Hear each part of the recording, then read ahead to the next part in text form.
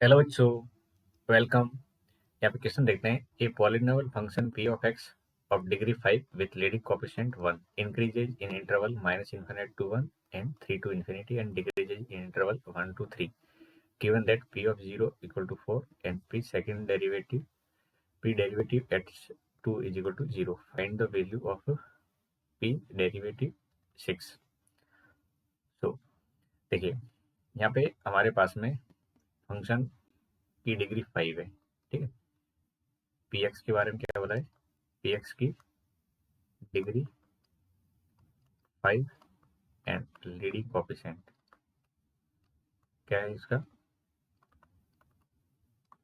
तो leading coefficient इसका 1 है।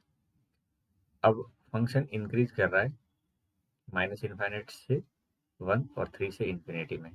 तो देखो यहाँ पे अगर देखें तो क्रिटिकल पॉइंट बेसिकली कितना है? 1 और 3। यहाँ पे इंक्रीज कर रहा है, इधर डिक्रीज कर रहा है, फिर यहाँ पे इंक्रीज कर रहा है।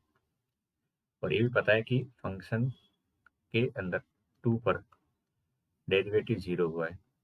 तो 2 पर डेरिवेटिव 0 हुआ है और फिर भी यहाँ पे डिक्रीज किया है, इसका मतलब यहाँ पे साइन सेम रहा होगा।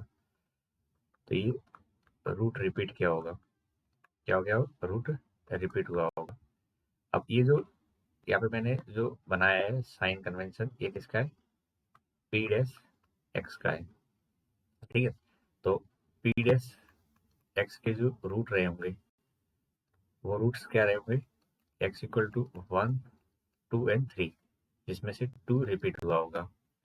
अब हमको पता है कि जब किसी फंक्शन की डिग्री 5 है, लीडिंग कोएफिशिएंट 1 है, इसको जब डिफरेंशिएट करेंगे तो इसकी डिग्री कितनी हो जाएगी? डिग्री तो 4 हो जाएगी और लीडिंग कोएफिशिएंट कितना हो जाएगा? लीडिंग कोएफिशिएंट बच्चों 5 हो जाएगा। लीडिंग कोएफिशिएंट कितना हो जाएगा? 5 हो जाएगा, क्योंकि डिफरेंशिएशन से 5 आगे आया होगा। ठीक है, भाई एक्स की पावर 5 है, इसका डिफरेंशिएशन करेंगे तो 5 आगे आएगा नहीं आएगा? तो ये 5 जरूर आगे रहा होगा। अब हमको पता है कि पी डैश के ये रूट है 1, 2, 3, जिसमें 2 पे रिपीट हुआ है। तो बताओ पी डैश एक्स क्या होगा? ये 5 कांस्टेंट की जगह आ जाएगा, लीडिंग कोएफिशिएंट, और यहाँ पे x-1, x-2 का स्क्वायर और x-3 इस टाइप से जरूर रहा होगा। अब यहाँ पे डिग्री कितनी है भाई? ये मैंने लिखा है यहाँ से। आई होप यहाँ तक आपको सारी चीजें क्लियर हो गई होगी। ठीक है, अब यहाँ से आप क्या ज्ञात करना चाह रहे हो? p derivative eight 6। तो हम यहाँ पे अगर पुट कर लें x की जगह 6, तो ये क्या हो जाएगा? 5, 6-1, 6-2 का स्क्वायर और 6-3। तो 5 इंटू ये 5, 4 का ये 16 हो जाएगा और ये 3।